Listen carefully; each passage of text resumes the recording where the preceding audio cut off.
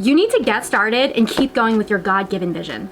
Are you a visionary person like me, really good at thinking about things so far ahead and planning all these things, and you're really excited about it, but you're not sure how to approach the more immediate things like your first step or your second step even? If you get excited about the big picture and the overall mission that you're working towards, your goal, whether it's a venture, whether you are starting a business, a ministry, you are a creator, whatever it is, let's talk today about some very practical steps that we can take. The Lord is working on me with this in a big way.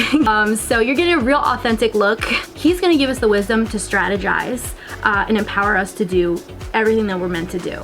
First of all, this might sound crazy, but I think that a lot of times we over-spiritualize things. I know I have done it and it has held me back and it just creates a lot of confusion. I finally noticed that I spend a lot of time like dreaming and scheming, but it really probably only leads to about like 80% thought, 20% action maybe. Some people are the opposite, but others, like me, they can think of things that haven't yet existed or need to come into the world, but the practical steps, the concrete steps, we need help with that. I'm personally working on this, so you are getting a real authentic glimpse into my journey. I got a list of 5 things because I think lists really work well for my videos, and I'm trying to do something new with my videos, by the way. I'm trying to make them a little bit more shorter and streamlined. Most people don't even watch them all the way through the videos, so if you make it all the way through the video, comment below if you did. So number 1, the first step for me, and it's something to constantly do, it's consider that more than one thing is true at the same time, and that is we can have faith that God will work it all out and the dream will come to pass, especially if it's a God-inspired venture. And then we could also at the same time take the action without knowing the whole every A to Z step of the journey. Though you can definitely plan, but things don't always go to plan and it evolves as you go. Something that might sound crazy is that I had to de-romanticize obedience to God, which we want to be obedient to him, so if that sounds weird, let me put it this way. We love him, we know he's worthy, we want to serve him.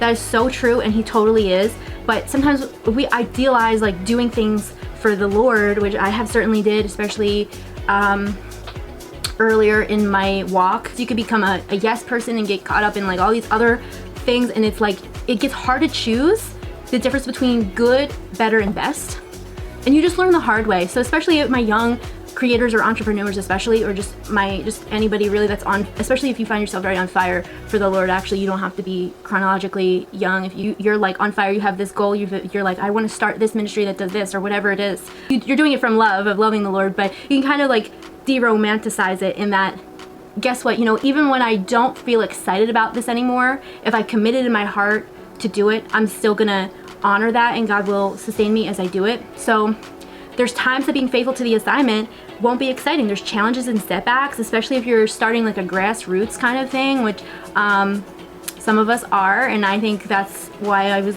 kind of led to start this channel. If you're starting some kind of thing from the ground up, you still need that simple faith to keep going.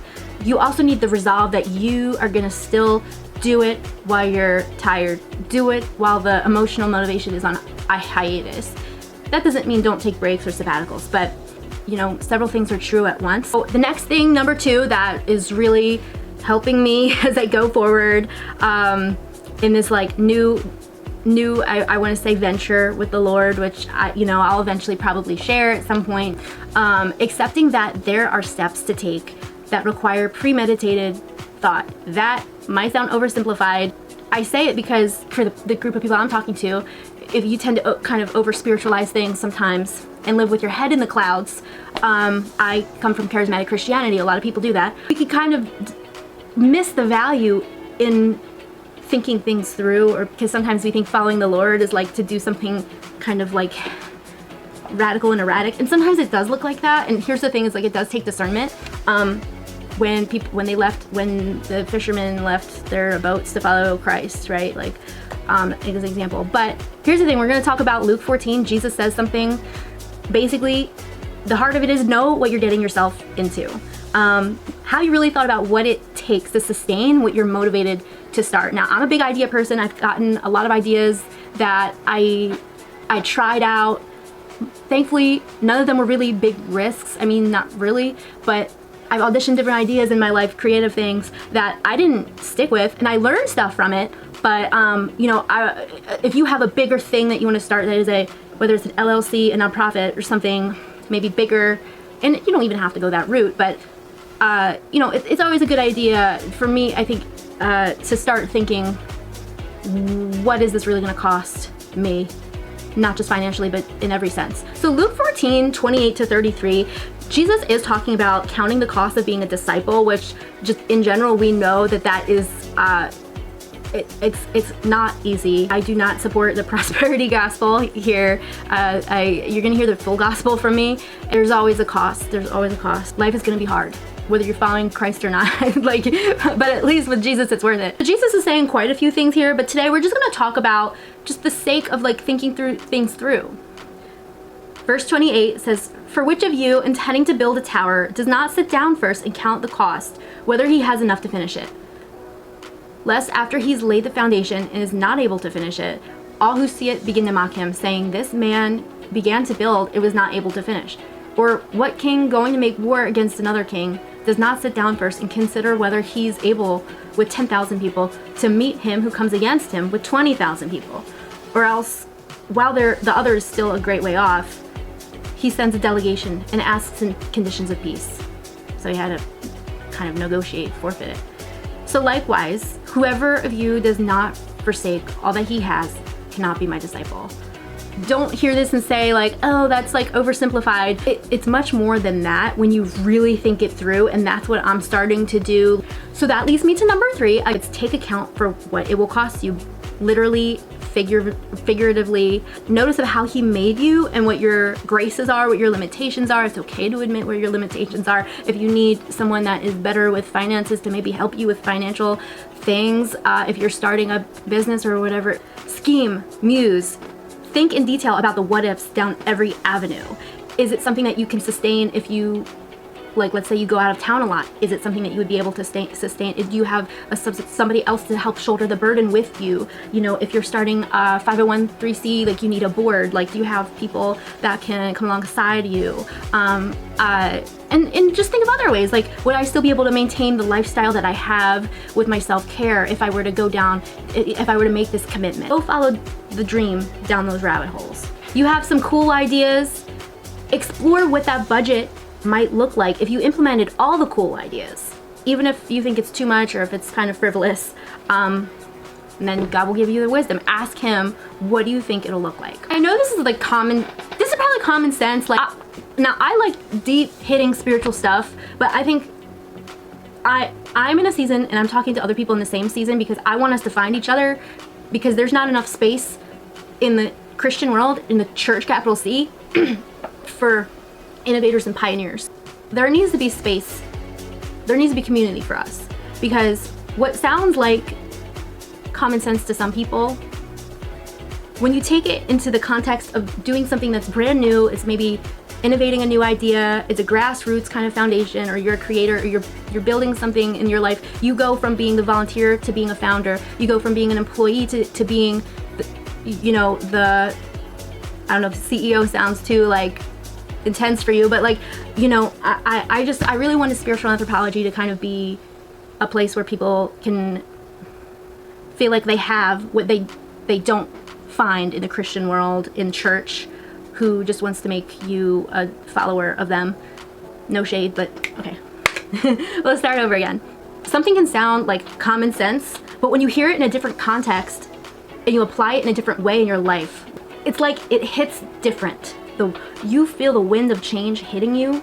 You might be in your first early steps, and you might be looking around and saying, where do I have to go? I don't have a blueprint other than maybe nudgings from the Lord, and I don't have many other people around me that's doing the same thing.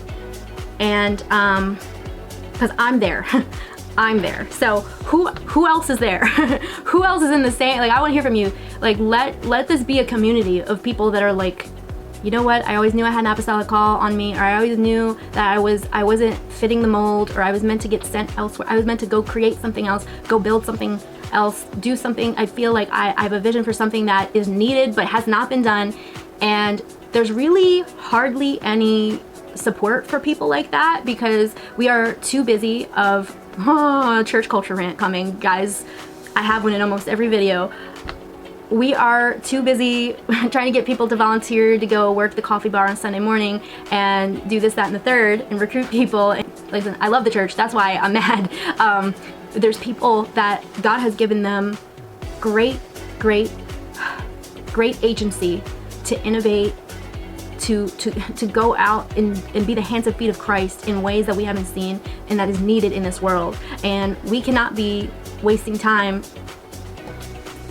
keeping pews warm and I have to get real. I have to get authentic about it because there's too many people that are hurting under the zeitgeist that we all are a part of in church culture. And I really I want to be a part of a movement away from that. Rant over. So continuing on, remember that you can both have faith that God will work it out and also, you know, do what you can right now. Especially for my fellow creative people, because like sometimes those like strategic concrete steps are like, it feels like such a burden to do because it's like, is this like cramping my creativity, my like musing of what could be. Like the builder in Luke 14, he missed out on the protection and the shelter that tower would have provided. And here's the thing, that shelter, that tower was so necessary for that community because look at the vantage point that they would have had at that elevation to see out on the horizon, to see any threats coming their way. Towers are a place that it's for safety, but also prevention, for protection. That big God-sized goal that you have, that vision, that venture to build a business, ministry, whatever it is not just a hobby. A community needs it. It's meant to be a threat against the kingdom of darkness. And if God gave you the vision to build it, there is a community that needs it. And it's meant to be a threat against that which is threatening them. You know, and in those examples that Jesus gave is like both the builder of that tower and the king, they missed the mark. They kind of underestimated what it would really take to do what they had to do. You don't have to worry about that. Why? Because you can keep going to the Lord about it. You can keep having the Holy Spirit show you what deficits to be aware of. All right, we're almost at the end of the list. Here's number 4. Let the Lord keep showing you more for the vision. Letting God show you more of what that game plan looks like. So like I said before, God does not show you the entire map or the game plan all at once, but he will show you the next right thing. This requires some fluidity. The idea may evolve. There could be a completely different direction that the Lord might take you in, or once that you actually thought something through. Like there's something that I'm thinking through right now, but there's a lot of unknowns. I have the heart of what the vision is, what my goal is. But there's quite a few unknowns, right? So I have to leave room for this to evolve. There's a start. So yeah, to all my people out there that you are in your starting phase, or you've had some idea for a while and it still never came to fruition because you never really did anything about it, which I am not like saying like, oh, you should have done something about it. Like I'm saying, no, I know that very well. I know that very well for myself. The good news is if you start somewhere, you don't have to be married to you could write out the whole thing of what you think that you need to do. And guess what? It's okay if half or most of them change. It's okay. You're bound to get overwhelmed. So this is why number 5 is have a go-to move for when you are overwhelmed. Don't get discouraged if you're like overwhelmed and anxious, because it's gonna happen, especially when you have like big plans. I'm gonna share something that the other day in counseling, my therapist asked me something that really helped. She said, let's quiet our hearts and just hear what God is saying right now. And she asked me, what is he saying right now? And I just said, the first thing that comes to mind is not to worry, right? And I'm like, well, that's good. I mean, that's biblical, right? And she said, like, okay, let's get specific. What's like the one thing do you think he's saying like about like worrying right now? Like, what are you worried about? And I said, to stop worrying about trying to predict everything that I can't predict. I just can't. This concept of the next right thing. What's the next right thing? And the Lord I really feel like I need to say, The fear of not being able to predict everything is very real, and just as a prophetic person, like, that's really hard to lay that down because but here's the thing. Maturity says that's not how it really works though. It does require faith. God's not going to give you, you're not going to be able to predict everything. Even us prophetic people can't predict every little thing, because God wants to give you something that requires relying on him fully, step by step, every day. It requires patience and perseverance. And while there is somewhat some kind of this nature of being able to predict what will be successful, like if you, especially if you are like starting a business or something, like there is this sort of, you have to be aware of like pattern recognition, like what is gonna actually sell, or, you know, that's just one example, like if you're starting a business. There are some things, like let's say if you're in the early stages of something and you have an idea that you've never acted on and you're like, oh, I want to do this, and it's new to you, there are things that you're not going to be able to predict, and there's just things that happen out of left field, or there might be a huge learning curve that you have to learn about, like some tax issues that involve, you know, you might have to like learn something you never thought you'd have to know about. Oh, and you never know what might, you know, happen with you, and that's not even a good thing or a bad thing. I don't know. Not to make it sound like something might happen to you that you won't be able to fulfill your destiny. Oh my gosh. Hey, it could be good surprises too, right? I don't know. You never know. Let me reiterate the last thing I was trying to say so I can move on, because I kind of went on a little tangent. There's like a fun little dance that you have to do, because you're not going to be able to predict everything, whether you're a prophetic person or not. There could be untoward things that happen. There could be pleasant surprises, like you could discover that you're pregnant, now you need extra help, or you're running your business or something, or I don't know. There's a delicate dance, because we want some sort of pattern recognition so that we can know what will be kind of successful, but then also the Lord can come through with a miracle, or also, you know, you can get derailed in some other way. Quiet your heart and say, Lord, what is the one thing that you are telling me about right now? What's God saying right now, and what's the next right thing that I can do? You can take that God-sized vision, that venture, and give it practical steps in the concrete world, and also have this flexible outline of strategy of what it could look like. And then God will supply those advisors. So that's my little list. Considering that more than one thing is true at the same time, accepting that there are steps to take that require premeditated thought, that is doing some spiritual accounting, counting the cost of what it's going to take, and remember that can change. Let the Lord keep showing you more for that big God-sized goal, that vision, that venture, and have that go-to thing for when you're overwhelmed. That go-to thing that you ask the Lord, what do I need to know for this moment? Who else is like me? Comment below. Do you have like a ton of ideas? Are you an idea person and you don't know how to implement them? Are you stuck on the first step, or you have never even gotten your first step? What's one practical step that you can take within the next 24 hours that will get you in the right direction, even if you don't know totally how it's all gonna work out? So if you like this video, please let me know if I should do more kind of stuff like this. Because I really want to reach more people that are in the same boat. There's not enough community for that.